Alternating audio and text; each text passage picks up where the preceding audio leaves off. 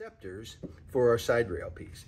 And you don't necessarily have to have the side rail if you're building a straight wall, but most retaining walls have some curves and undulation, and frankly, they look better when they've got some curves and undulation too. So to curve these, you need some additional bearing space or a place for the block above to sit, and so it's going to cross over this side rail. So what we do is we've got these tabs here on the side rail, and we locate them into the slots, the receivers, and then we've also got receivers underneath here for the tabs on the bottom, okay?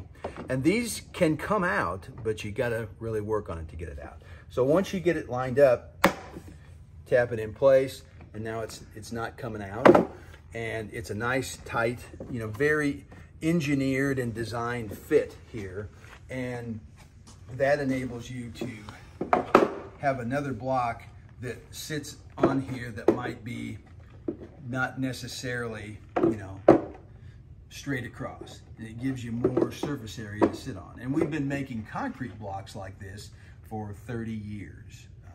And so you can look at some of our Greenway concrete modules as well on our website.